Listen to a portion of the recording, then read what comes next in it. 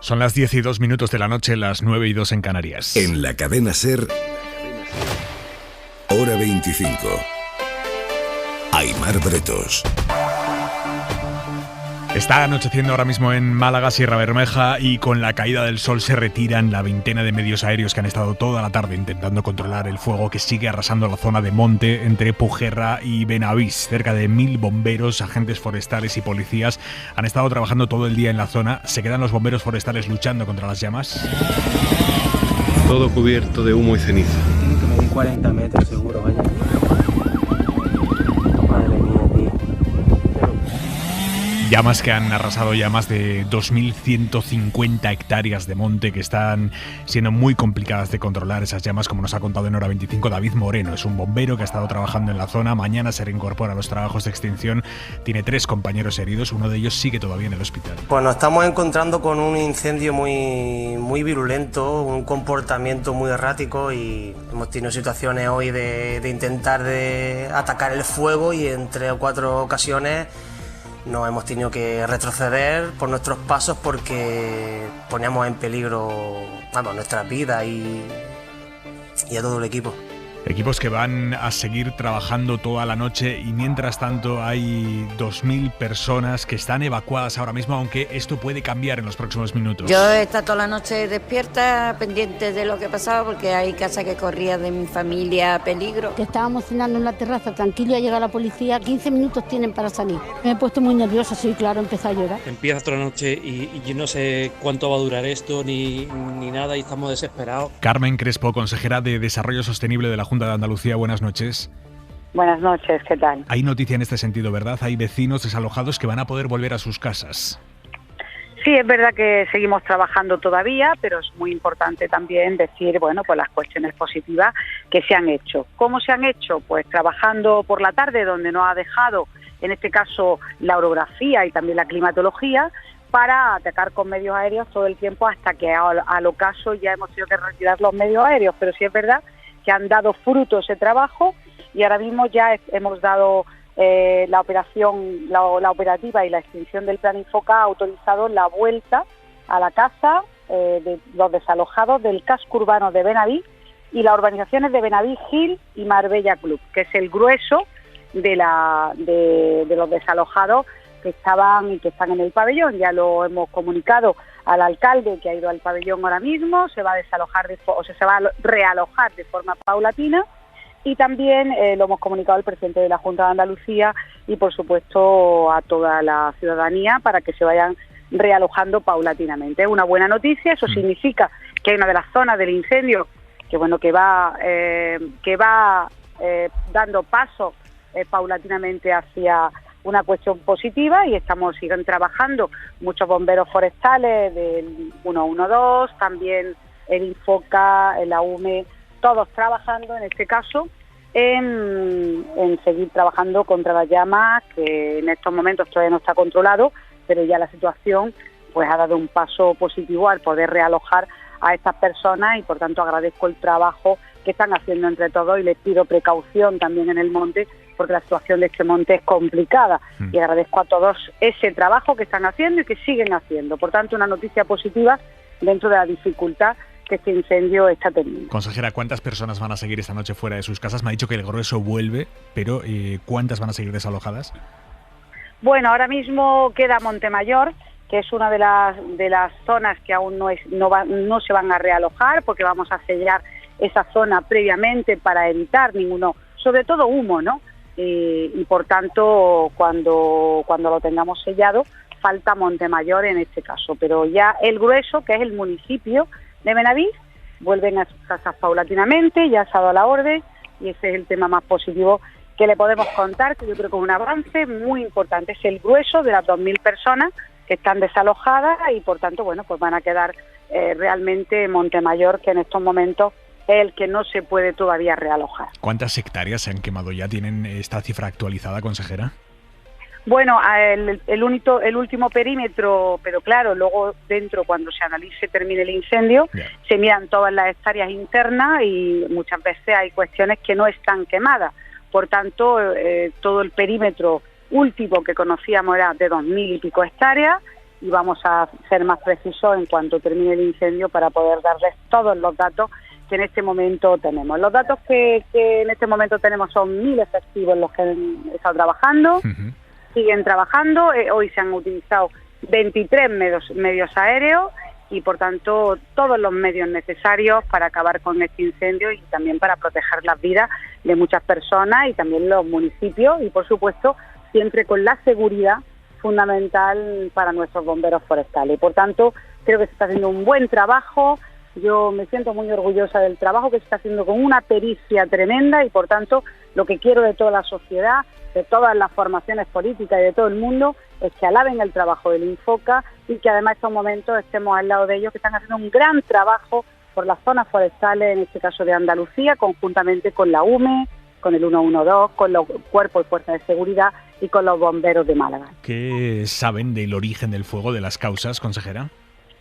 Estamos viendo la ubicación, es verdad que la BIF, en principio, la brigada que de los agentes de medio ambiente que están estudiando la zona, está cerca de Júzcar, pero todavía vamos a esperar que están investigando las causas. Por tanto, yo creo que van a tener, pues mañana que esté más despejada la zona y no haya peligro para poder entrar, nos podrán dar alguna pista sobre las principales causas que puedan ser. No hay indicios claros de que haya sido intencionado. No, aún no. En el incendio de Sierra Bermeja del año pasado sí que fue así, pero en este todavía no podemos aseverar una cuestión de estas características, porque todavía en estos momentos no se saben las causas ni se han investigado suficientemente. Están trabajando los cuerpos y fuerzas de seguridad, la Policía Autonómica y también la brigada de la gente de medio ambiente, que son los que estudian un poco el rastreo de lo que ha ocurrido con el incendio. Por eso también quiero aprovechar para pedir a todo el mundo precaución. Estamos en periodo de alto riesgo. Andalucía tiene un 33% de la superficie protegida. Tenemos que cumplir las normas. Hay unos momentos de calor muy complicados. Hemos tenido terral en Málaga, que es un viento muy caliente, muy complicado, y además un incendio que precisamente por la orografía y por el viento ha sido pues dificultoso en su extinción. Además cambiante, porque aquí, en esta zona donde estamos, tiene mucha repercusión el cambio de viento que viene del estrecho y por tanto las circunstancias climáticas cambian rápidamente. Pero el operativo se ha adaptado rápidamente al cambio y ha estado pues trabajando de forma muy minuciosa, muy esquemática en los sitios determinados y por tanto todo el trabajo que están haciendo está siendo muy eficaz. Consejera, hemos hablado hace unos minutos en Hora 25 con uno de los bomberos que trabajó ya el año pasado en ese incendio en Sierra Bermeja en el que murió un bombero. Este bombero en concreto está trabajando también este año, mañana se reincorpora. Nos ha insistido en que que no se ha trabajado más el terreno durante el invierno para que esto no volviera a pasar. Estamos hablando de bomberos a los que se contrata en temporada alta y después a su casa. Bueno, pues es la primera vez que la Junta de Andalucía tiene a todos, ya son fijos, no hay eventuales en esta campaña. Por tanto, es un paso de gigante, que antes no existía.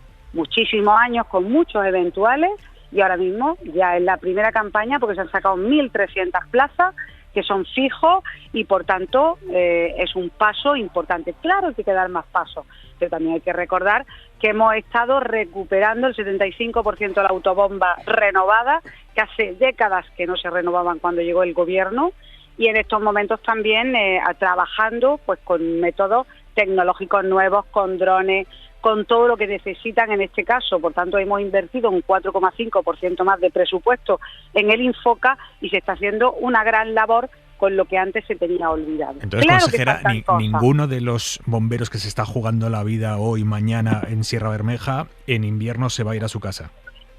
Bueno, es que tienen temporada, son fijos discontinuos.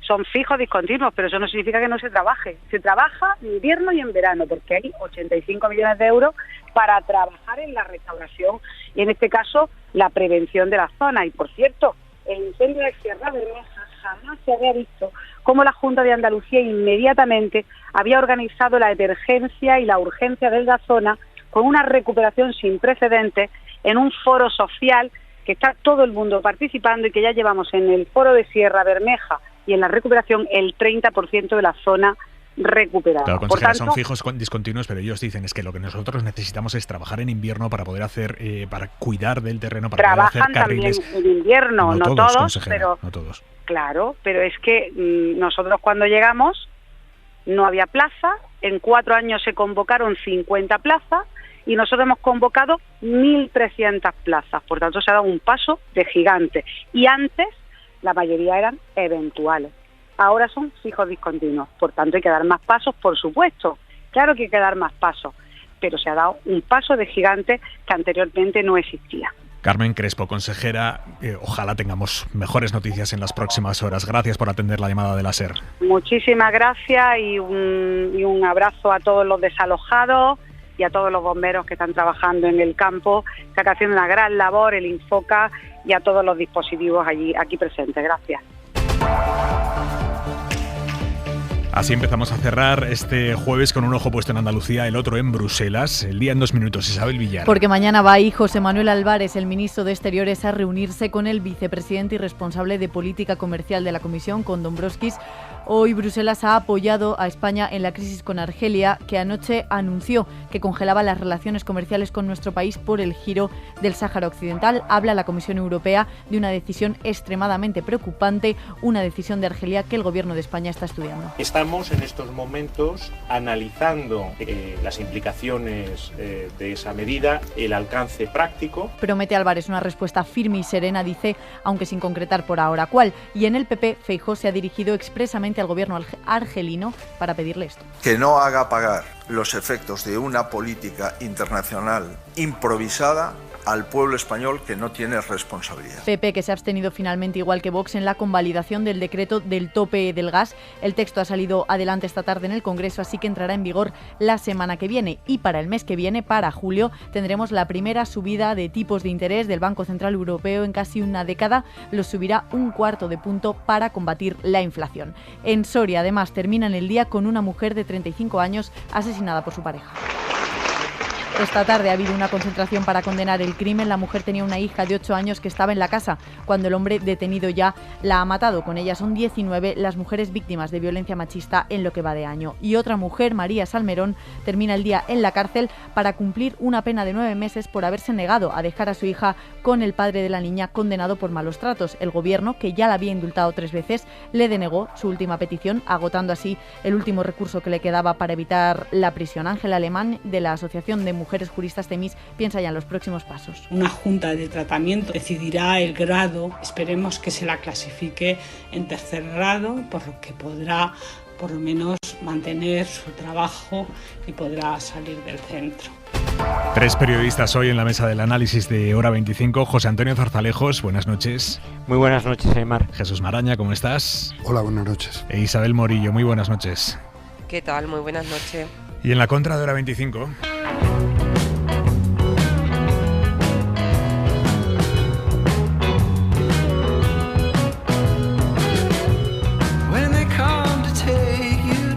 Manuel Javois, buenas noches. ¿Qué tal, Aymar? Buenas noches. Quieres abordar una de las historias más surrealistas de hoy, y es la de los 2 policías locales de San Antonio de Villamayor que han sido condenados por la justicia a 1 año y 3 meses de cárcel por amenazar a un vigilante de seguridad privada.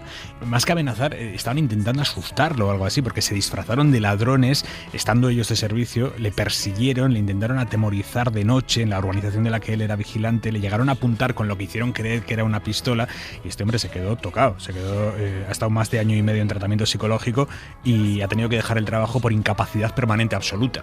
Es que ¿en qué punto se encuentra una sociedad en la que los ladrones no tienen que disfrazarse de policías para engañar a los incautos y cometer sus fechorías, sino que son los policías los que se están disfrazando de ladrones? Es una subversión de tal calibre que hasta amenaza nuestro juego infantil, aquel de polis y cacos. Es decir, lo corrompe todo desde el colegio.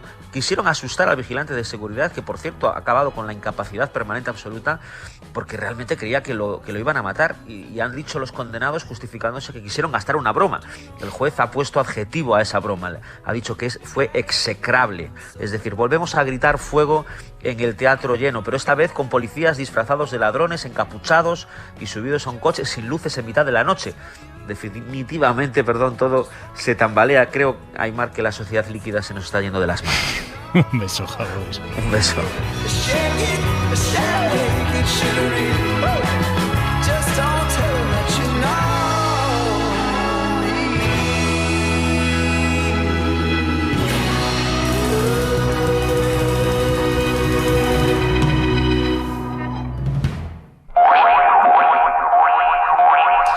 El pulso de Argelia a España está entrando en un terreno muy tóxico en lo diplomático y en lo económico. José Manuel Álvarez, que es el ministro español de Exteriores, ha cancelado su viaje a Estados Unidos para participar en la Cumbre de las Américas y, por contra, viajará mañana a Bruselas para reunirse con el vicepresidente de la Comisión, Dombrovskis, que es el responsable de la política comercial de la Unión Europea.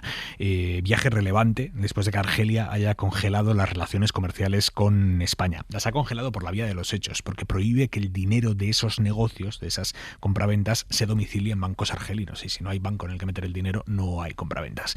Argelia le está haciendo pagar al gobierno español el hecho de que España decidiera dar por buena hace 2 meses la tesis de Marruecos sobre el Sáhara.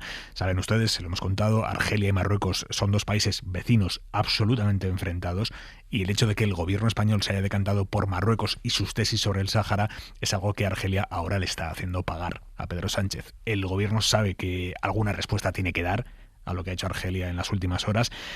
El gobierno no quiere al mismo tiempo complicar todavía más la situación, hay mucho en juego, pero ante este pulso argelino alguna respuesta tiene que haber. Y en eso está ahora mismo Exteriores, midiendo posibles respuestas. Pablo Morán. Lo que está haciendo ya el Gobierno es analizar en qué se traduce esa congelación comercial, sus implicaciones prácticas, que al menos de momento no afectan al suministro del gas, según Álvarez. El flujo de gas en la línea habitual de Argelia no tiene en estos momentos ningún inconveniente.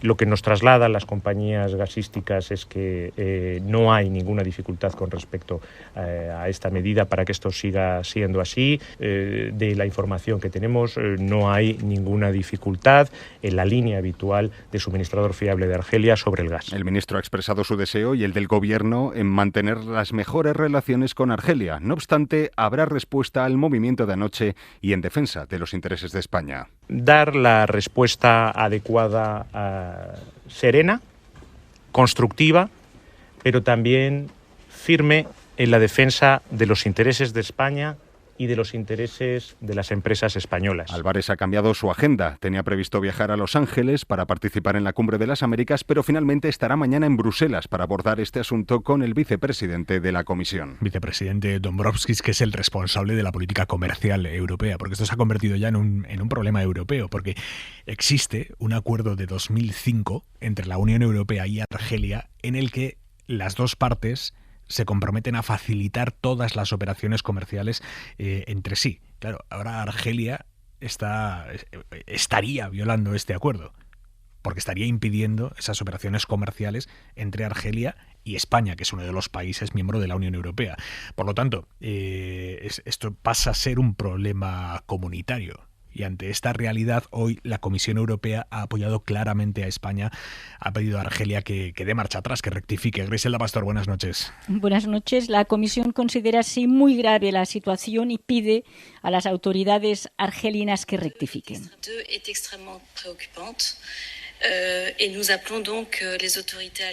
La situación es extremadamente preocupante y llamamos al gobierno de Argelia a que reconsidere su posición, dice la portavoz de Asuntos Exteriores, especificando que están estudiando si la ruptura del acuerdo bilateral con España puede tener algún efecto a nivel europeo. Pero atención, porque la Comisión considera que este es un asunto bilateral de momento y pide una negociación entre España y Argelia. Negociación imprescindible, ya que denunciar el acuerdo entre la Unión Europea y Argelia, una opción que España también está estudiando, implicaría un debate a nivel de representantes de los 27 gobiernos europeos y su suspensión, evidentemente una votación en el Consejo de la Unión. Como digo, terreno muy tóxico en lo diplomático y en lo económico. Argelia no es uno de los países con los que más negocio internacional hace España, pero tampoco es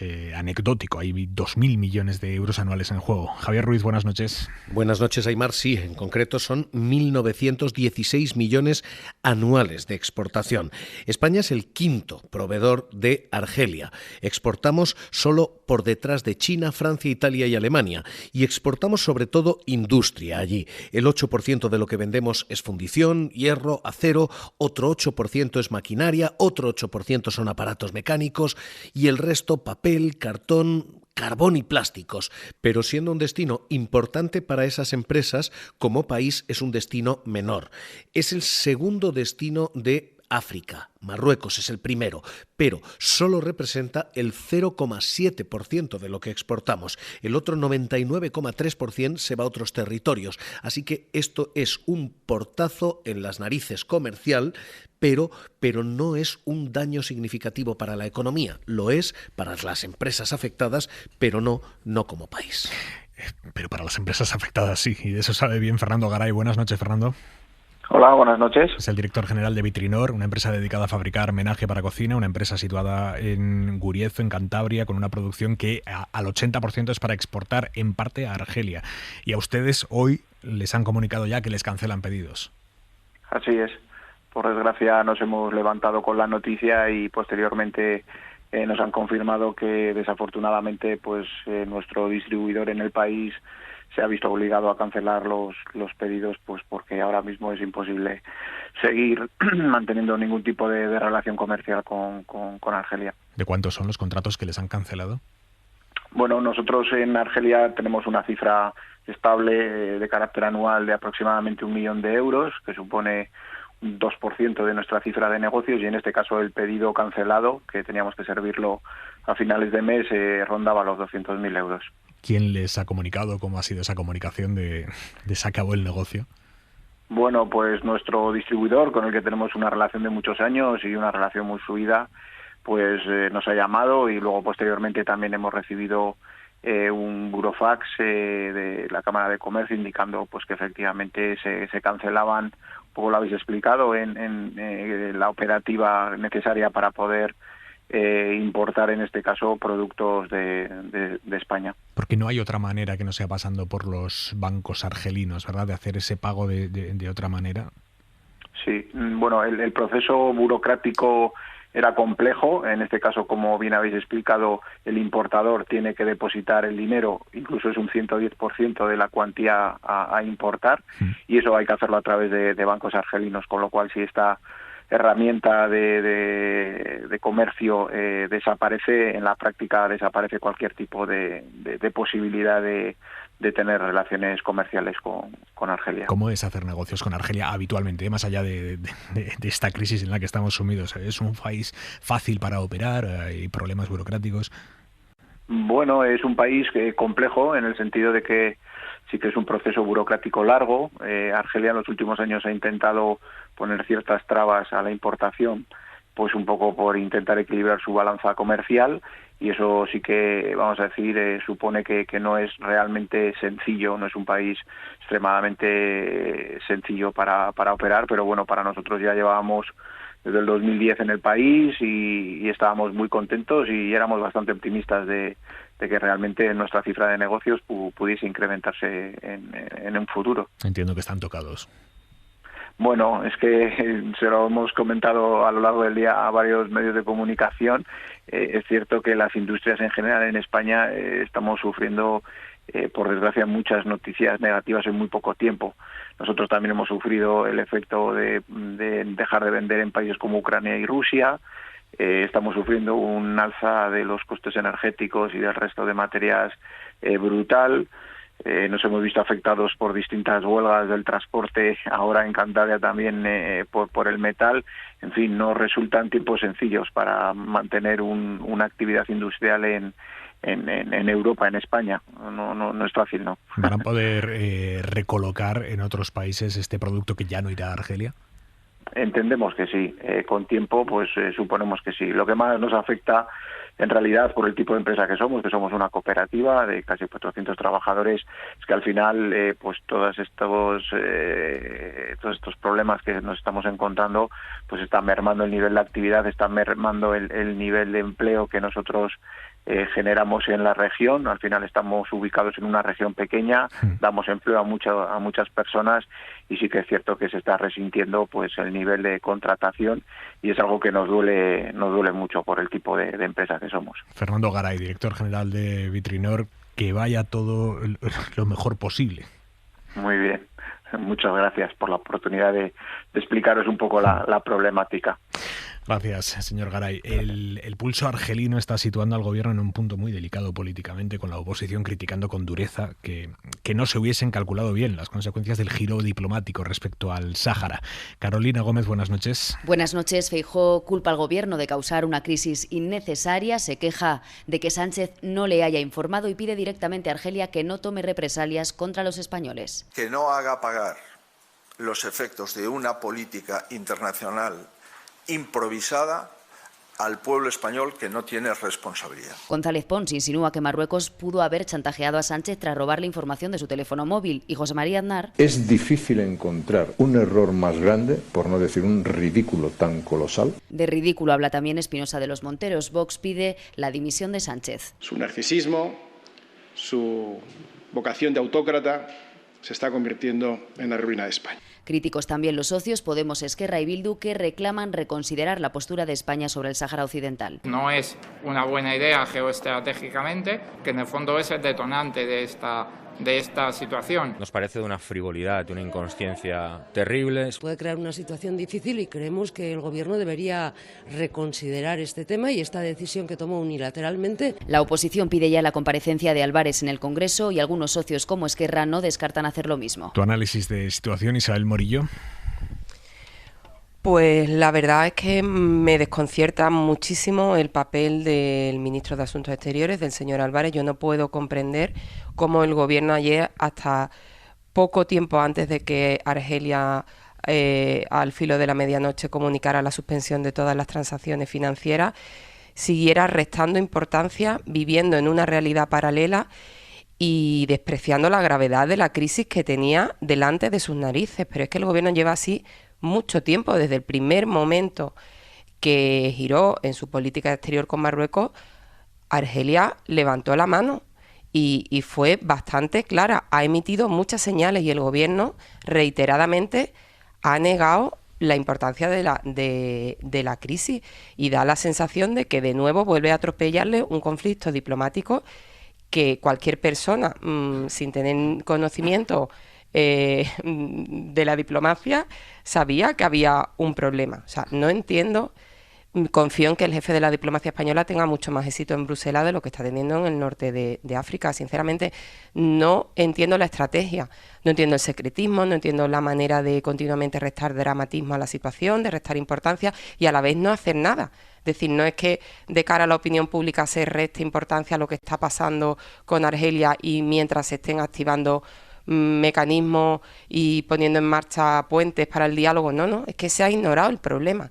Me parece desconcertante, la verdad. Vamos a hacer una pausa mínima y os doy la palabra a Zarzalejos Maraña. Seguimos en Hora 25.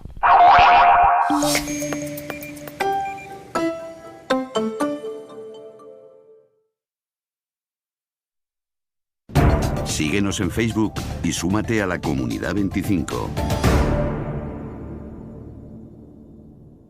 Una noche escuchas esto en El Larguero y sabes por qué Daimiel está en nuestro equipo. ¿Cuál ha sido tu amor platónico en la NBA? Mi amor platónico era Seattle Supersonics. Como todos los amores platónicos, duró poco, porque luego la franquicia se fue a Oklahoma City, pero ojalá pueda ver en los próximos años que vuelve una franquicia a Seattle, que es una magnífica ciudad y que era un equipo magnífico. Era un equipo, qué años tan bonitos de básquet en Seattle, y luego siempre me dijiste que era una ciudad que había que ir a ver, que era una pasada Seattle, ¿no? Sí, y además tú que has ido mucho por San Francisco, puedes ir en coche, subir pasando por Portland y llegar a Seattle y luego ya seguir subiendo Vancouver, que creo que Ancelotti tiene casa todavía en Vancouver, te deja su casa y echamos el verano. Y llegas a Alaska. Y echamos el verano. El Larguero. El mejor equipo de la radio deportiva, con la dirección de Manu Carreño. Cadena SER, número 1 en deporte. Alexa, dime, ponme la cadena SER. Qué buen gusto tienes. Gracias. Te pongo la cadena SER. Hola, muy buenos días. De la noche, la contundente... Alexa también está empezando a tener buen gusto.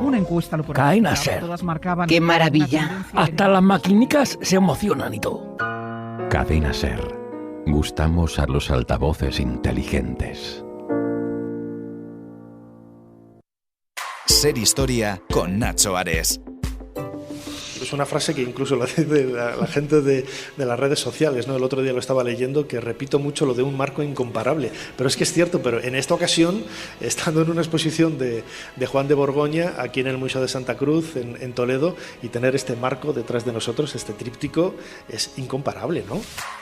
Los domingos a la 1:30 de la mañana, SER Historia con Nacho Ares. Y siempre que quieras, en SER Podcast. Vayas donde vayas, Cadena SER. Yo he escuchado cosas que vosotros no creeríais. He oído a hombres contar cómo subían a los picos más altos del planeta. He escuchado a personas narrar cómo bajaron a las oscuras profundidades de los océanos. Me he emocionado con aquellos que vivieron las más arriesgadas aventuras. He viajado a cientos de países y he conocido a miles de personas. Todos esos momentos jamás se perderán, porque yo seguiré ahí, escuchando. Ser aventureros. Tu imaginación es la mejor aventura. Los sábados de 6 a 7 de la mañana, 1 hora menos en Canarias, con José Antonio Ponsetti. Y síguenos en seraventureros.es y en redes sociales. Cadena SER. Cadena SER. La fuerza de la voz.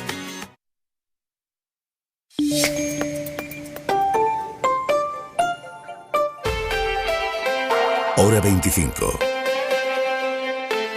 Aimar Bretos. Y con Jesús Maraña, José Antonio Zarzalejos e Isabel Morillo. Zarzalejos, quiero escuchar tu análisis de las causas y las consecuencias del pulso argelino. Pues muy en la línea de lo que ha dicho Isabel, porque al final nuestra posición en el norte de África ha quedado debilitada en los dos flancos.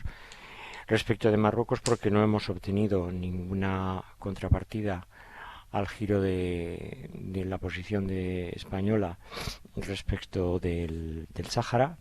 Ni siquiera hemos obtenido la reposición de la aduana de Ceuta, y es improbable que vuelva a reponerse, y desde luego no el Melilla. Y hemos cedido también en una cosa que les interesa a los marroquíes, que es el paso del estrecho, pero nada más. Y hemos, digamos, destrozado por el momento las relaciones con el otro socio, que era Argelia. Los dos son importantes para España. Argelia efectivamente estaba dando señales ya muy nítidas de que el conflicto podía ser, podía agudizarse. Se ha agudizado, pero es que se puede agudizar más. Se puede agudizar más porque, aunque el señor Álvarez dice que respecto del gas no hay nada nuevo, la ministra de Transición Energética, Teresa Rivera, ya ha dicho que, podríamos tener alguna dificultad. Sí, esta tarde ha sido clarísima. Ha advertido de que si Argelia continúa con su pulso, las empresas españolas podrían acudir a tribunales y mecanismos de arbitraje internacional. Quiero decir, ya no es un escenario tabú, algo implanteable. No, exacto. Y es probable que, lo normal sería que Argelia tenga la suficiente perspicacia para no cortar el suministro de gas, pero sí para encarecerlo. ¿Qué es el panorama que se nos ofrece? Pues el gobierno ha abordado esta situación en soledad parlamentaria, incluso dentro del Consejo de Ministros, y ahora nos queda el recurso del acuerdo de 2005 de Argelia con la Unión Europea, que puede, controlar los daños y quizás obligarle a Argelia que no dé más pasos en el sentido de congelar las relaciones comerciales y sobre todo de tocar bueno, pues el suministro de gas, que es el 25%, aunque España es verdad que venía ya haciendo una diversificación de suministradores. Hemos pasado de tener muy por encima del 30% a Argelia como suministrador a tenerlo ahora en torno al 23-24% y en cambio a Estados Unidos el 30%. ¿Esta situación es grave? Es muy grave porque es todo nuestro frente sur, bueno, que además tiene, y con esto termino porque no quiero alargarme, pero tiene unas derivadas importantes. Israel, Alemania, Estados Unidos y Francia tienen unas relaciones cualificadas, muy cualificadas con Marruecos. Y Argelia tiene unas relaciones muy cualificadas con Rusia. Y con otros países, digamos, con regímenes de determinado significado. Hoy, por ejemplo, en Argel está el presidente de Venezuela, Nicolás Maduro. Es decir, nos encontramos en una situación de soledad política en nuestra política exterior y hay que esperar que el viaje del ministro Álvarez a Bruselas pues venga con el apoyo de la Comisión a España para que nuestros intereses económicos no se vean perjudicados, tampoco el suministro gasístico por oleoducto, no hay que olvidarlo, y finalmente que se idee o que se cree algún escenario nuevo y renovado para poder compatibilizar la relación con Marruecos y la relación con Argelia, que son dos países absolutamente estratégicos para España. Maraña. Sí, es que en este último punto que citaba Zarzalejos está la complejidad del asunto, ¿no? En conseguir, digamos, una relación más o menos fructífera o más o menos tranquila con dos vecinos que entre ellos tienen conflictos hasta este momento irresolubles, ¿no? Y con la coincidencia además de que uno nos suministra gas y otro nos amenaza con enviarnos migrantes. Y la complejidad de esto, yo creo, para que no la perdamos de vista, es que este conflicto proviene de un suceso en el que España actuó a favor de Argelia. Es decir, Argelia pidió que se atendiera médicamente al líder del Frente Polisario y eso provocó una reacción de Marruecos que consistió en lo que todos recordamos de abrir y impulsar la llegada a Ceuta y Melilla de miles de migrantes de una tacada, ¿no? Bueno, a partir de ahí se va produciendo todo este conflicto y yo creo que hay dos focos. Uno es qué gestión ha hecho el gobierno y está haciendo el gobierno, el Ministerio de Exteriores y Moncloa sobre este asunto y cómo hasta el momento, es verdad, no hemos visto al menos suficientemente los beneficios de esa nueva relación con Marruecos, pero sí estamos viendo claramente los perjuicios que nos puede causar la mala relación o la reacción de Argelia, ¿no? Y el otro foco, a mi juicio, que yo creo que no conviene dejar fuera de la mesa, es esa soledad política que apuntaba también Zarzalejos, ¿no? Y especialmente en este caso me refiero al principal partido de la oposición, porque, claro, estamos hablando de política exterior y de alguno de los asuntos prioritarios en política exterior, como es la relación con el norte de África y además como frontera de la Unión Europea, ¿no? Y es que es curioso cómo la reacción del líder del partido principal de la oposición, el que lo era, Pablo Casado, cuando ocurrió lo de Ceuta hace un año y pico, que fue declarar su comprensión ante lo que estaba ocurriendo en Ceuta, ante la crisis migratoria, justificó la decisión de Marruecos de facilitar esa llegada de miles de inmigrantes, criticando la decisión del gobierno español de haber atendido al líder del Polisario. Y hoy hemos escuchado a Núñez Feijóo también comprender la actitud argelina e incluso llegar a decir que el gobierno español no representa a España. Es que es muy fuerte esto también, ¿eh? Es decir, y no entro ahora, que podemos entrar y nos llevaría probablemente bastante tiempo, examinar cada paso y cada error que se ha cometido en la gestión de este asunto. por parte, digo, de los principales responsables, que son evidentemente el ministro de Asuntos Exteriores y el presidente del Gobierno. Pero dicho esto, y con esa complejidad que tiene el tema, sí me parece también que en este punto, ¿qué nos puede ayudar?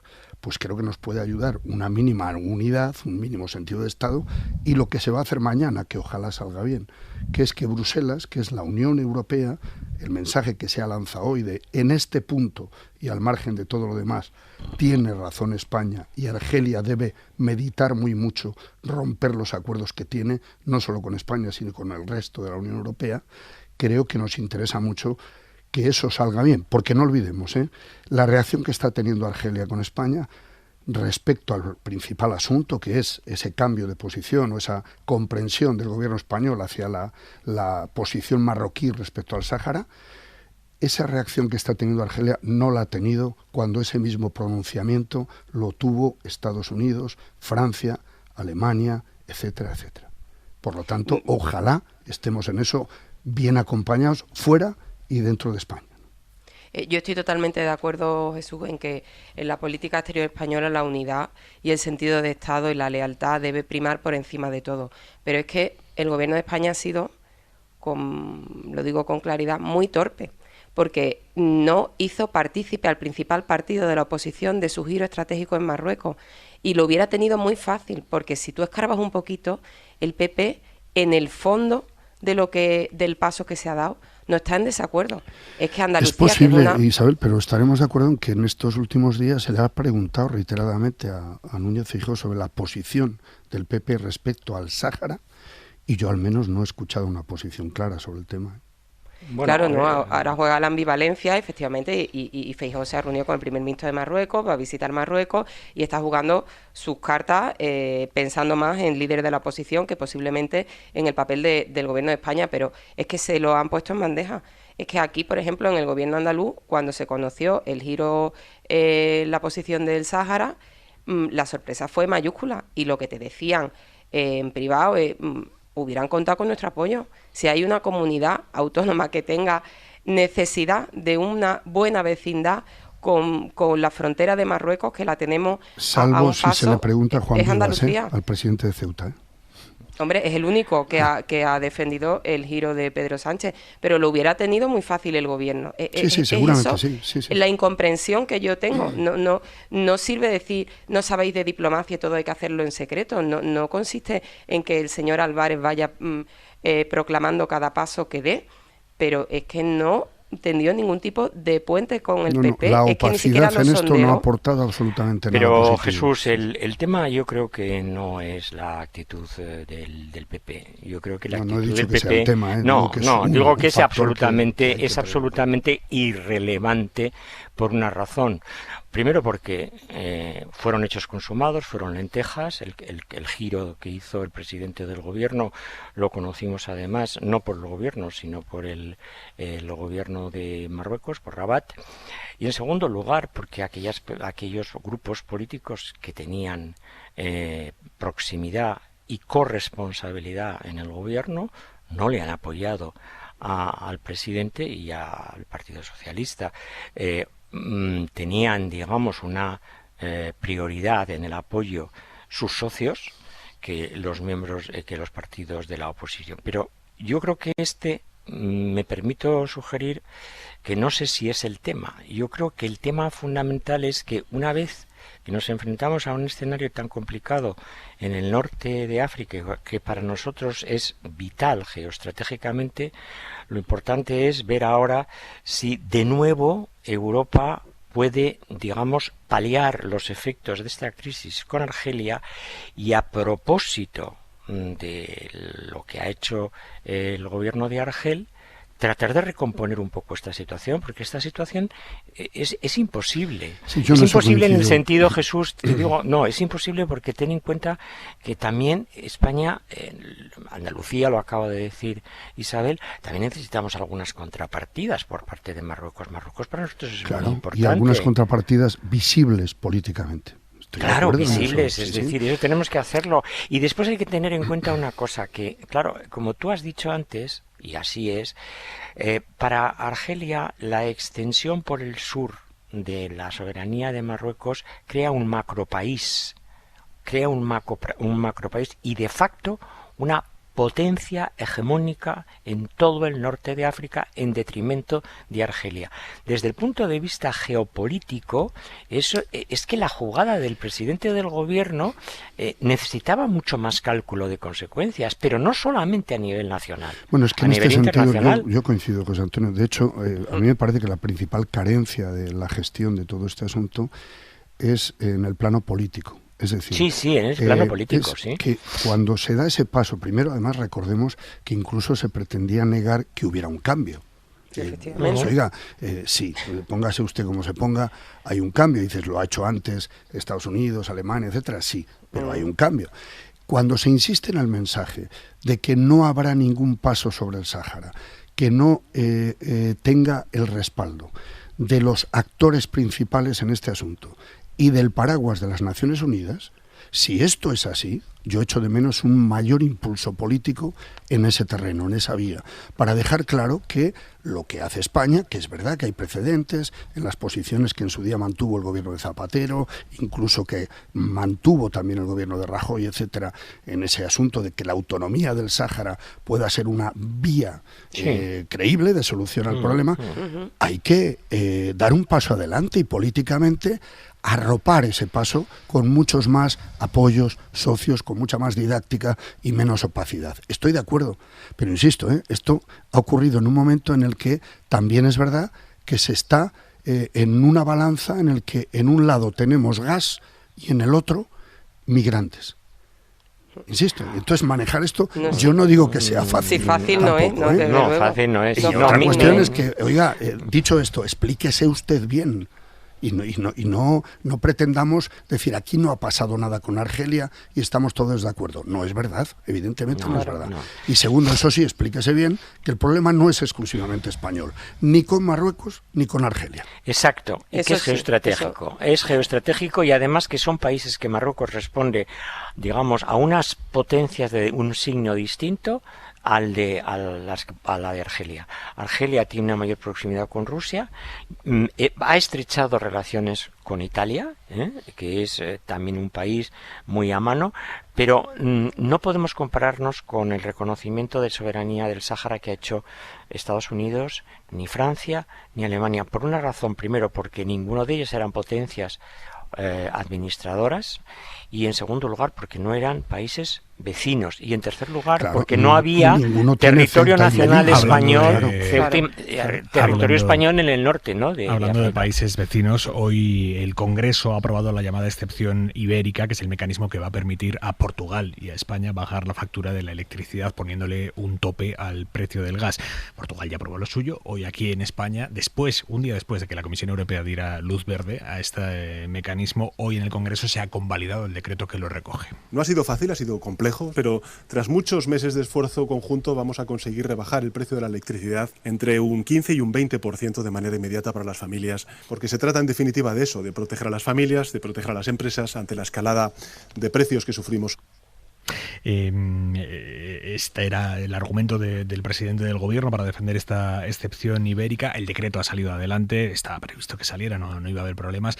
La cuestión era ver qué hacía finalmente el PP. No ha votado a favor, se ha abstenido, igual que Vox, y el PP ha llegado a decir que este mecanismo, que permitirá bajar las facturas de la luz en torno a un 15-20%, es una intervención radical del mercado. Esto supone, sin lugar a dudas, una intervención radical del mercado, que genera incógnitas en todos y cada uno de los agentes, productores y consumidores. Es Guillermo Mariscal, es el portavoz de energía del PP. No han votado a favor de la excepción ibérica. En cualquier caso, sin el apoyo de PP ni Vox, con su abstención, pero la excepción ibérica sí se ha aprobado en el Congreso. Guillermo Lerma. Y con una amplia mayoría de 194 votos a favor, 2 en contra y 143 abstenciones, las de PP y Vox, entre otros. El Congreso ha convalidado el decreto para limitar el precio del gas y rebajar la factura de la electricidad, una medida que se aplicará desde el 14 de junio y que, según la vicepresidenta Teresa Rivera, es capital para mitigar los efectos que la guerra está teniendo sobre el mercado de la energía. Las propuestas que hemos ido presentando a lo largo del último año han inspirado en gran medida la reacción de Europa en este contexto de precios energéticos elevados y alta volatilidad. El gobierno, que presumía así de haber liderado el debate en Europa, el texto contaba desde el inicio con una mayoría para superar el trámite, así que solo quedaba una incógnita: saber el voto definitivo del PP, que tras calificar de intervencionista o de fracaso la medida, optaba por una abstención que justificaba así el propio Alberto Núñez Feijóo. No nos parece que sea la medida adecuada, no sería la medida que nosotros implementemos, pero desde luego el que se rebaje a algunos consumidores el precio del gas no debemos de oponernos. El PP, que optaba por no oponerse, también ante el temor a quedarse solo en la votación de un decreto que supondrá un abaratamiento de la factura de la luz. Esto es una de las dos cosas importantes que han sucedido hoy en el Congreso, la aprobación de la excepción ibérica. La segunda es que el gobierno se ha metido hoy en otra de esas discusiones a las que dedica últimamente buena parte de su mensaje público, discusiones internas, pero en público. Hoy sobre el límite máximo de las cotizaciones, que es un asunto muy, muy delicado. Lo hemos explicado a las 8 de la tarde. Ahora mismo, cada trabajador y su empresa cotizan a la Seguridad Social por ese trabajador según lo que cobra el trabajador. Cuanto más cobra el trabajador, más se cotiza con él, por él. Pero hay un límite. A partir de los 4.100 euros mensuales brutos, por mucho que el trabajador cobre más, no se cotiza más. Eso también tiene una explicación, y es que no se cotiza más porque después la pensión tampoco le va a subir más. La pensión máxima también está fijada, tiene un tope. La cotización también tiene un tope. Hay un debate intenso, absolutamente legítimo, sobre si hay que eliminar ese máximo de cotización, lo que se conoce como destopar las cotizaciones. Hay un debate, como digo, intenso, porque hay muchísimo dinero en juego, hay muchas cuentas de resultados en juego. Y a pesar de que es un asunto en el que es exigible claridad, seriedad, los socios de gobierno han mandado hoy mensajes contradictorios. Podemos ha dicho que ha llegado a un acuerdo con el ministro de Seguridad Social, José Luis Escrivá, para destopar las pensiones. Escrivá dice que no. Todo esto viene además de atrás de un patinazo de los socialistas que votaron a favor de una enmienda sobre este asunto con la que en el fondo no estaban de acuerdo y ahora han conseguido corregir sufriendo. Guillermo Lerma. Ha logrado el gobierno sí la luz verde del Congreso a la ley para crear ese fondo público de pensiones, pero lo ha hecho de nuevo tras un trámite caótico que empezó la semana pasada cuando por error el PSOE apoyó incorporar esas enmiendas de Unidas Podemos que iban en dirección contraria a lo pactado con Ciudadanos y PDeCAT, los grupos con los que se pretendía sacar la ley. Así que lo primero que tenía que hacer el Ejecutivo hoy era corregir el fallo. Para ello, en un principio los socialistas contaban con que el PP les ayudara. Ha terminado siendo así, pero desde la dirección del grupo aseguran que anoche los de Feijóo no les garantizaban ese respaldo. Ha sido entonces el temor a un posible revolcón parlamentario que, según varias fuentes parlamentarias, el PP ha intentado provocar, lo que encendía las alarmas en el departamento de Escrivá, que comenzaba anoche una negociación in extremis a varias bandas para asegurar los votos.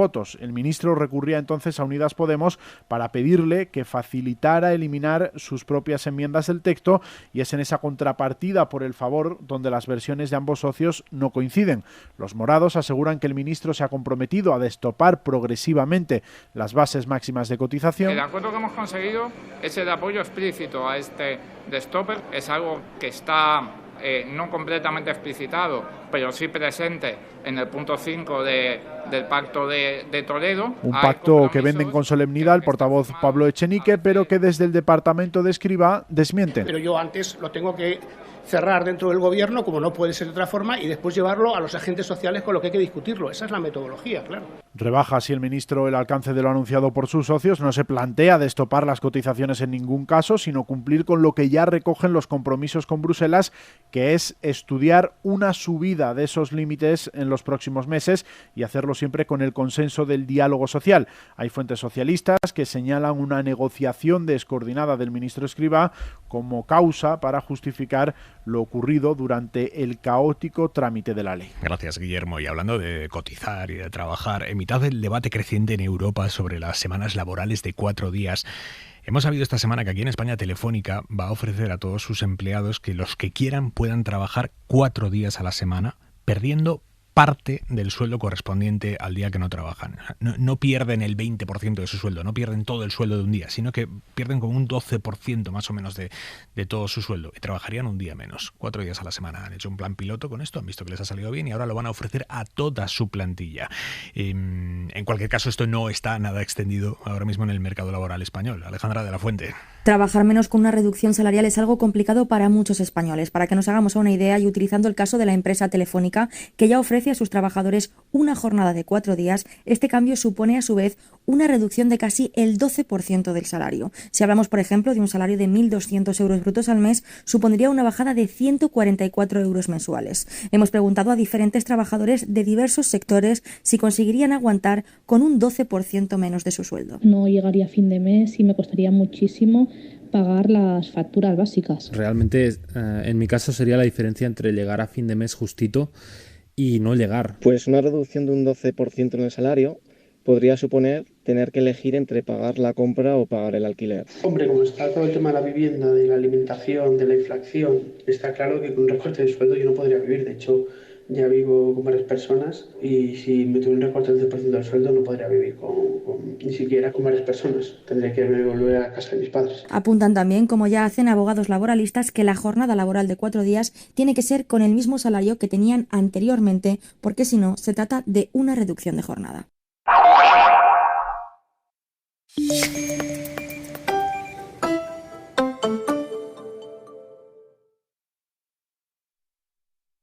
Sigue a Hora 25 en cadenaser.com y en las redes sociales.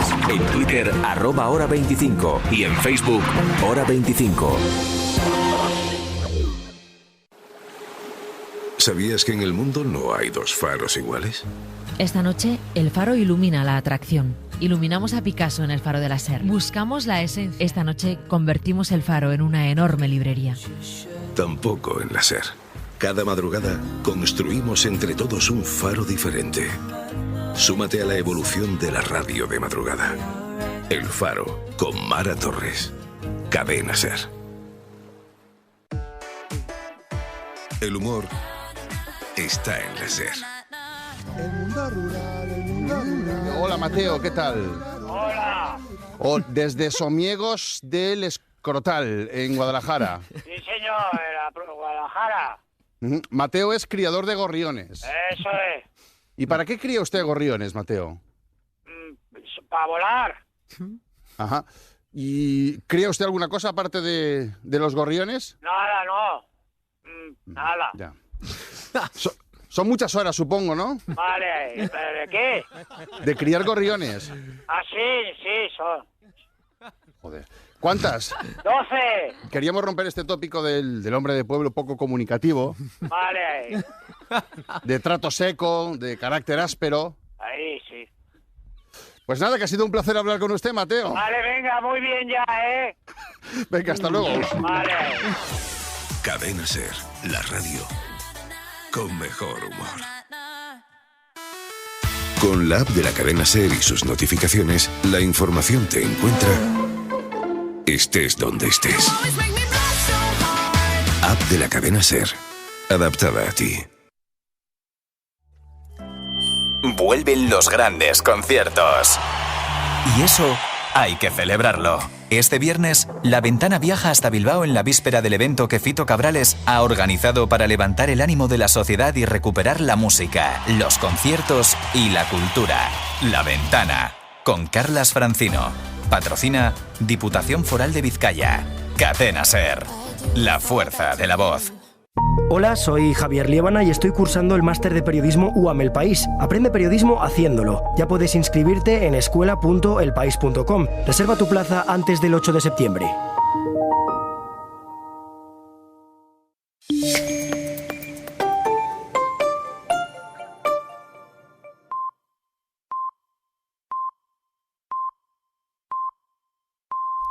Son las 11 de la noche, las 10 en Canarias. En la Cadena SER, Hora 25.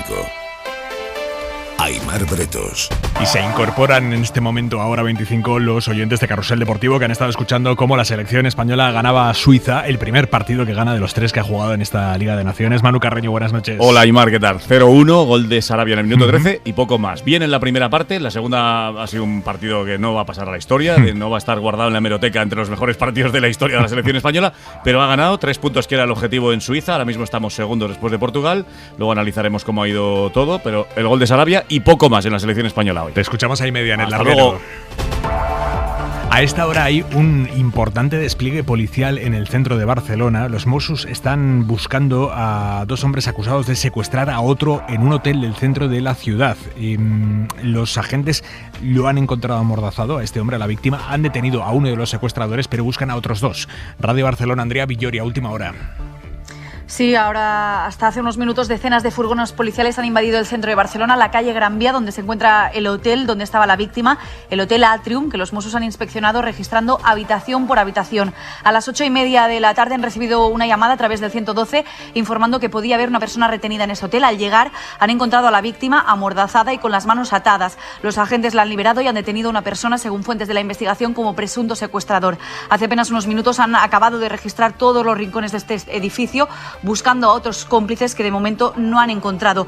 Así que ahora mismo los antidisturbios empiezan a irse del hotel y van a dejar pasar otra vez a los huéspedes a sus habitaciones. Ahora el caso queda en manos de los agentes de la División de Investigación Criminal de los Mossos, que deberán interrogar a los testigos y a las víctimas para buscar al resto de implicados. Porque de la víctima, Andrea, todavía no sabemos nada de identidad, el móvil por el que podían haberlo intentado secuestrar, no sabemos nada. No sabemos nada, sabemos que hace poco rato ha sido liberado y que está ahora en manos de la policía. Andrea, gracias. A vosotros.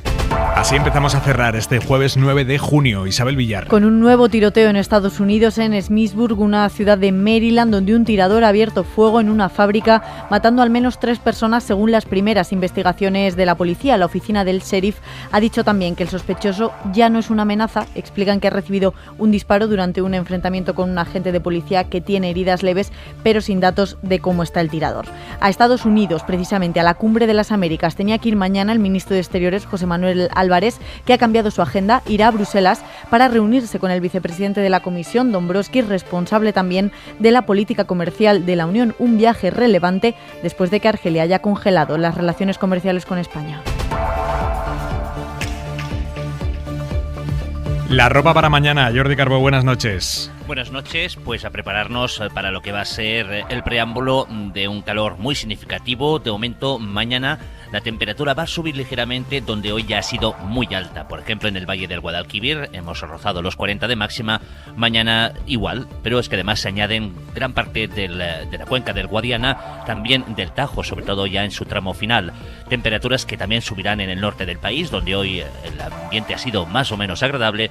El calor ganará protagonismo y la sensación de bochorno en el Mediterráneo. Y con estas temperaturas, a pesar de que haga sol durante muchas horas, durante la tarde tendremos algunas tormentas donde haya hecho más calor, pero por desgracia serán tormentas secas, es decir, poca agua y sí rayos y truenos. Nos vamos mañana a Jaca, Carbó, hora 25 desde Jaca. ¿Qué me llevo? Pues si llegáis muy temprano, que no lo creo, no. Sería mejor llevar ropa de abrigo porque va a hacer un poco de frío esta noche. De momento allí no se va a notar demasiado este ascenso de temperaturas, sí que las máximas ya se van a aproximar a los 30 grados, pero ahí el calor máximo lo esperamos ya para la semana próxima. Hasta mañana, Carbó. Adiós.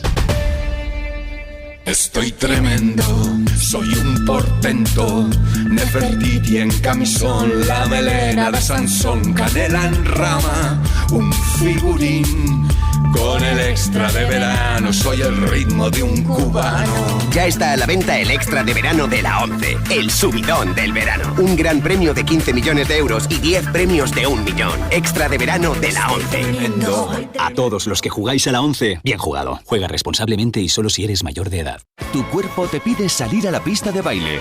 Cuando suenan es imposible quedarse quieto. Y es que su música se ha convertido en el himno de todas las discotecas. Vuelve ABBA, el grupo que todos hemos bailado. El País y los 40 Classic te traen la banda que saca tu mejor versión. Este domingo 12, primer CD, Ring Ring, más caja contenedora por 9,95 euros con El País. Buenas noches. En los 3 sorteos del triplex de la 11 de hoy, los números premiados han sido... Primer sorteo 241, segundo sorteo 398, Tercer sorteo 638.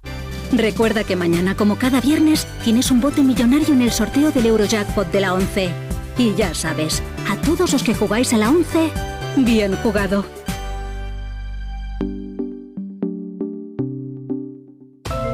Hora 25.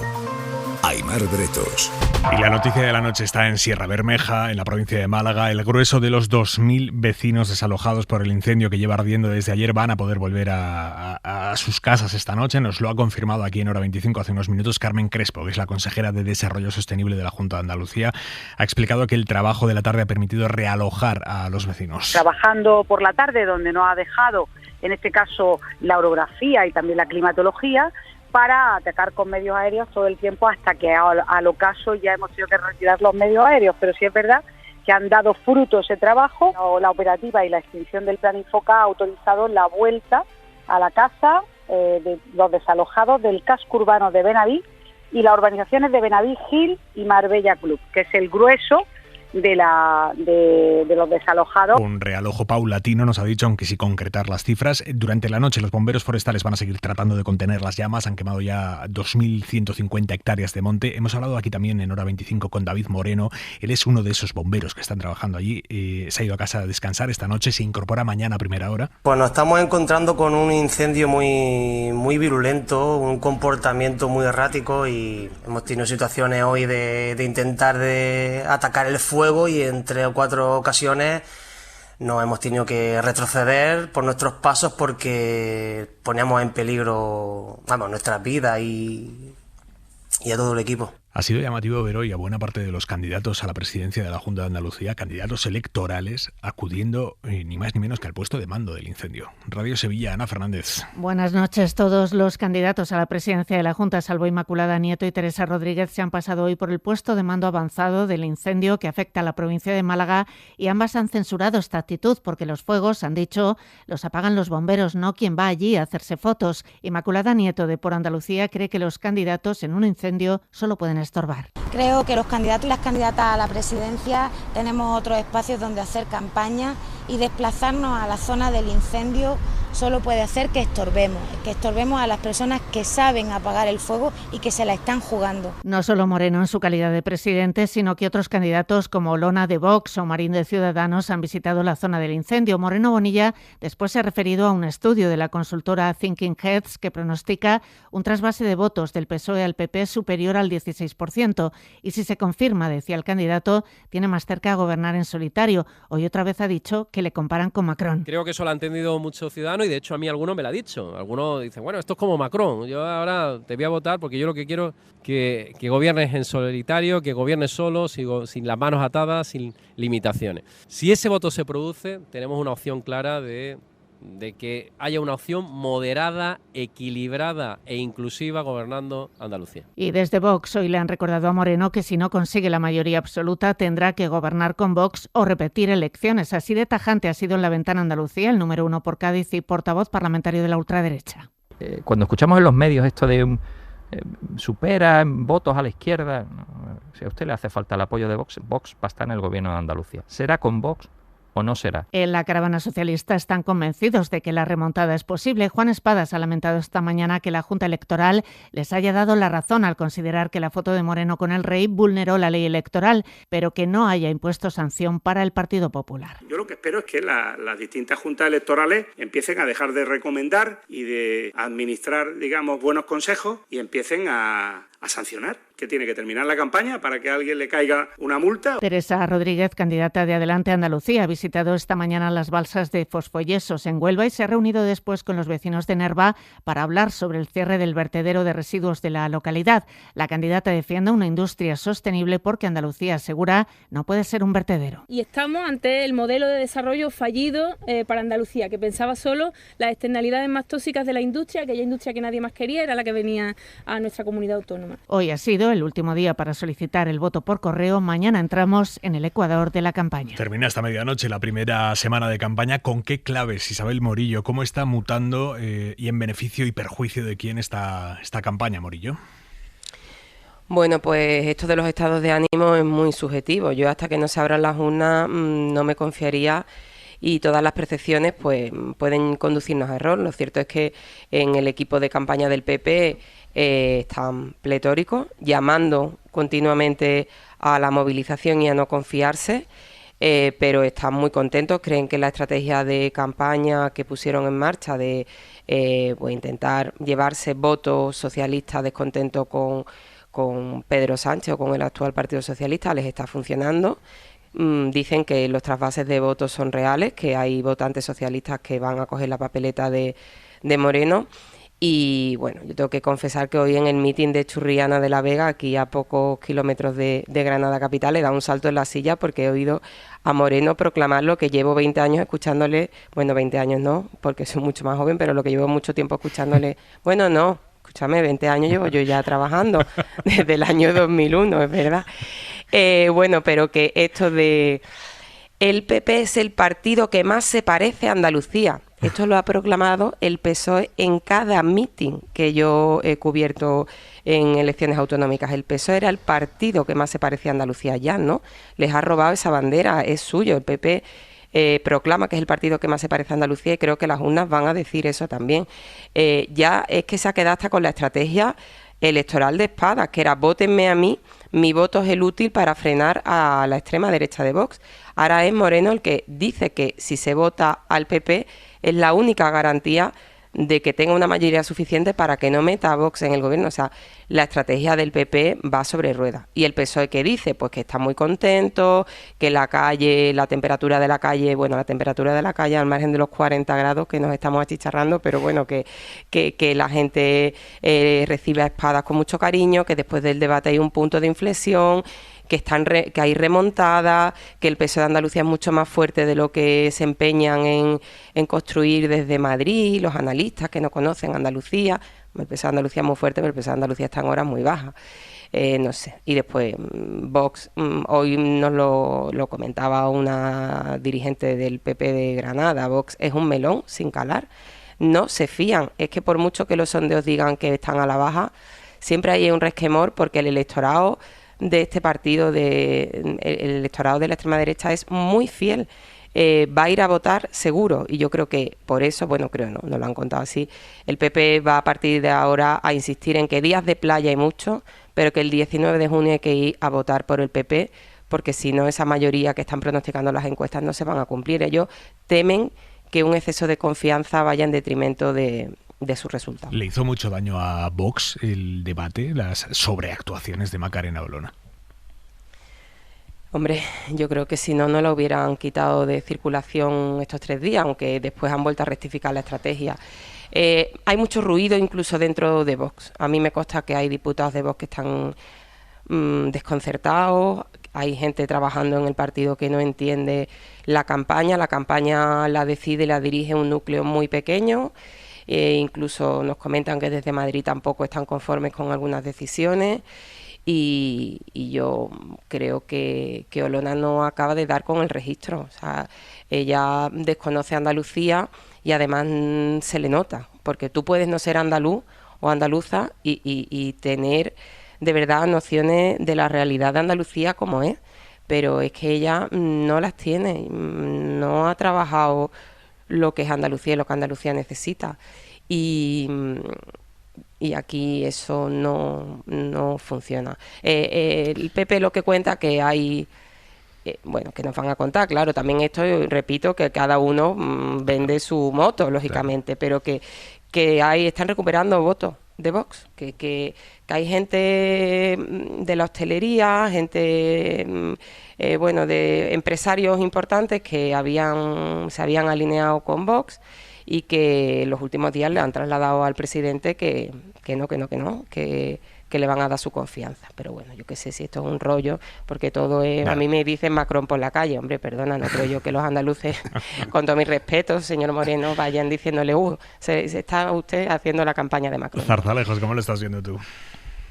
Bueno, pues al margen de escuchar con mucha atención lo que dice Isabel, que es la que yo creo que está sobre el terreno y tiene mucha sabiduría, observo 2 cosas. Una primera, que el escenario general de la política en España, que está golpeando duramente al gobierno, al gobierno de coalición no está repercutiendo favorablemente en las posibilidades del Partido Socialista en Andalucía, sino más bien de forma negativa. Esa una.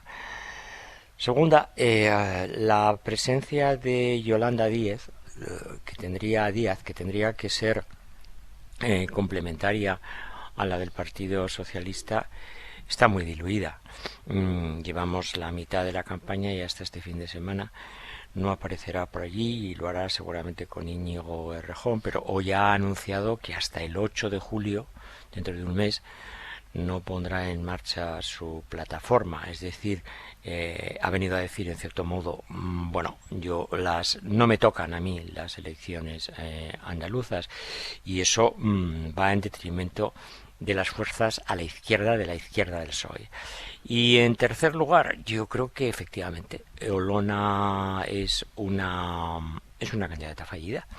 Yo sí lo digo más terminantemente porque he podido comprobarlo, digamos, en Madrid, en el núcleo, digamos, decisor, ¿no? A mí me han llegado informaciones, no opiniones, primero, de que la señora Olona, su hábitat natural es el Congreso, que ha habido un interés muy personal de Santiago Abascal para que ella fuera la candidata. Ella en ningún momento se ha mostrado cómoda en ese papel, ha impostado un andalucismo que realmente pues no está en su biografía, no está en su trayectoria, aunque tenga, en fin, antecedentes familiares en Granada, y ha recurrido a esos recursos que son un poco, en fin, bueno, pues excéntricos, ¿no? Y bueno, pues ha sido hiperbólica, unas impostaciones de voz, de gestos, un poco casi diría cómicos, que han proyectado una caricatura de lo que ella hacía en el Congreso de los Diputados, por duro o terminante que fuese. Yo creo que Vox no ha acertado con la candidata, no está acertando con la campaña, y si a eso se unen las circunstancias anteriores, es decir, la izquierda del PSOE no está organizada y el PSOE está teniendo, digamos, un ambiente general de dificultades en la gestión del gobierno central, pues la posibilidad de que la victoria del Partido Popular sea importante y esté en torno a los 50 diputados, pues es más que verosímil, más allá de lo que digan las encuestas, ¿no? Y por otra parte, la jugada que aquí en Génova se oye, se maneja, es, bueno, si además Marín y Ciudadanos logran tener, en el mejor de los casos, 3 diputados, y Moreno Bonilla está en torno a los 50, pues con 53 sería ya, digamos, lo óptimo para no tener que contar con Vox de una manera relevante. Maraña, ¿cómo lo ves? Bueno, pues es que claro, como ocurre con cualquier campaña electoral, las encuestas previas, sobre todo cuando hay una línea, digamos, dominante, ¿no?, en los datos o el mensaje que ofrecen esas encuestas, pues marca unas expectativas, ¿no? Y ahí me da la impresión de que cada candidato y cada partido está basándose en esas expectativas. Moreno, aparte de esos excesos como el de hoy de autoapropiarse del fenómeno Macron, ¿no?, o de retratarse en ese mismo dibujo, ¿no?, que es, yo creo, un poco atrevido, ¿no?, y que tendría que tener una lectura también, que es que está diciendo, bueno, pues Macron fue un movimiento ajeno a los partidos tradicionales, etcétera, etcétera. Estaría remarcando esa ausencia en lo posible de la marca PP, ¿no? En el caso de Vox y de Olona, que era un poco la que podía marcar los puntos, digamos, de clímax en los debates, etcétera, en la campaña, yo coincido con lo que han dicho mis compañeros, ¿no? Yo creo que en el debate, percibió cómo, digamos, habita en una galaxia distinta al resto de candidatos, ¿no? Y bueno, y creo que ahí se han sacado conclusiones, y que durante estos días se haga una campaña ajena a los medios, actos muy directos con militantes, etcétera, etcétera, pues significa que quizá la conclusión es, bueno, pues dadas las expectativas de encuestas, pues cuanto menos se aparezca, menos se arriesga, ¿no? Y el gran reto me parece que es, desde el PSOE hasta todo el resto del espacio a la izquierda del PSOE, el reto es la movilización, ¿no? Y eso es lo que está pendiente en estos 10 días que quedan, ¿no? Si hay una capacidad de movilizar un electorado que hasta ahora no se ha reflejado en esas encuestas dominantes, y hay alguna posibilidad de que haya sorpresas o no, o va todo como hasta el momento apuntan esos sondeos que todo el mundo ha citado y que todo el mundo ha publicado, incluido el CIS en este caso, ¿no? Por cierto, Jesús, publicáis hoy en Infolibre que Vox lleva en sus listas a un ex candidato de Democracia Nacional que llamó zorras machorras a las feministas. Sí, es un individuo que, bueno, seguro, Isabel seguro que recuerda el caso, porque en su día también dio mucho que hablar, Ángel Bordas, que era era el líder de Vox en Sevilla capital, aunque yo recuerdo, por cierto, un debate en un Hoy por Hoy con Pepa Bueno en el Hoy por Hoy, que con Espinosa Los Monteros, en el que incluso te negaba que este señor tuviera el cargo que tenía en Sevilla. Bueno, es igual.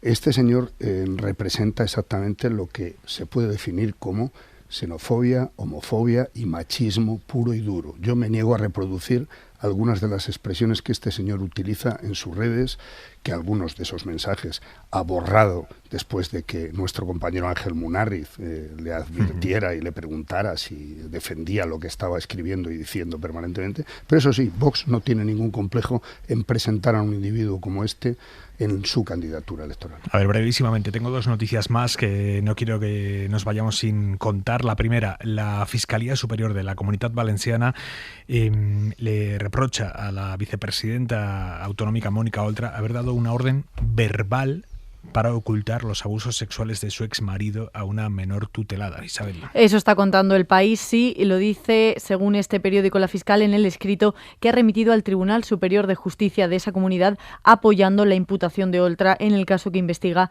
si la Consellería de Políticas Inclusivas, que ella dirige, encubrió los abusos de su ex cuando él era educador en un centro de acogida. La fiscal considera que Oltra conoció el caso denunciado por esta chica antes de que llegara a los tribunales y que después de que se presentara la denuncia dictó, dice, una orden verbal para desvirtuar la credibilidad de la menor y ocultar esos hechos. Por todo esto, la acusa de los presuntos delitos de prevaricación, abandono de menores y omisión del deber de perseguir delitos. Y la otra noticia, ¿saben cómo les hemos contado hace unos minutos que en los Mossos d'Esquadra habían liberado a un hombre que estaba amordazado, maniatado en un hotel de Barcelona, que estaban buscando a los secuestradores por las calles de Barcelona? Bueno, siguen buscándolos, se mantiene el dispositivo a esta hora, pero según nos dicen Andrea Villoria, y esta es la novedad, según nos dicen, las primeras sospechas hacen pensar que detrás del secuestro hay un tema de drogas.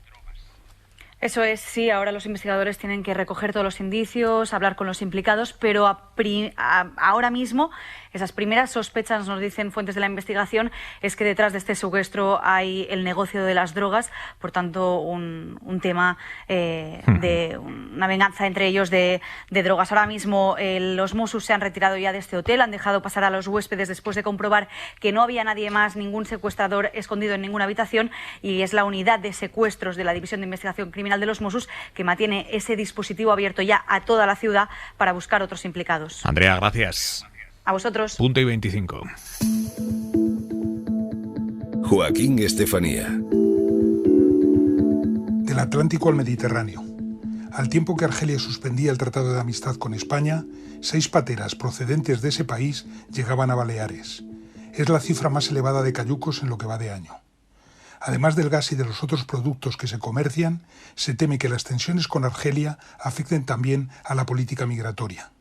Que Argelia sustituya a Marruecos en la cogestión de los flujos de personas de carácter irregular que llegan a España.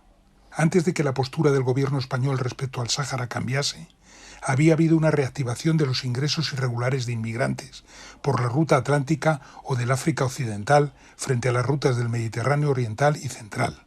Entraban por Canarias. Ahora podría ocurrir que se acelerase la ruta argelina que conecta su costa con Almería, Murcia, Alicante o las Islas Baleares. España es la frontera exterior de la Unión Europea, por lo que el Pacto de Migración y Asilo, presentado por la Comisión en 2020, está vigente. Este pacto está centrado básicamente en la protección de las fronteras y en la lucha contra la inmigración ilegal. Sería triste que al final los mayores paganos de este conflicto fuesen los argelinos, que no tienen más remedio que huir por sus dificultades económicas o políticas. Punto y 25. Y esta noche en el larguero, además de, obviamente, analizar la victoria de España, vamos a contarles algo muy interesante, Manu Carreño. Es como los saudíes están entrando también en el golf. No, han entrado a saco, Aimar. Hoy se ha disputado el primer día del primer torneo que se ha celebrado en Londres, donde ya hay buena parte de las estrellas del golf que están abandonando el tradicional circuito americano y el europeo para jugar donde más dinero les pagan. Por ejemplo, el torneo de golf de Londres que ha empezado hoy, el que lo gane va a recibir más del doble que el que gana el torneo más importante, por ejemplo el Masters de Augusta. Hay jugadores que han dicho que no hace unas semanas, pero después de recibir cheques de 100, 120 millones de los saudíes, han dicho que sí, que es mucho mejor este torneo. Pero ¿cómo no van a decir Están que sí? dinamitando absolutamente el deporte y acaban de llegar también al golf. Gracias, Manu. Te escuchamos ahora. José Antonio Zarzalejos, Isabel Morillo, Jesús Maraña, un abrazo. Un abrazo. Un abrazo también y buenas noches a todos. Buenas noches, señores. Descansen. Hora 25, con Aimar Bretos.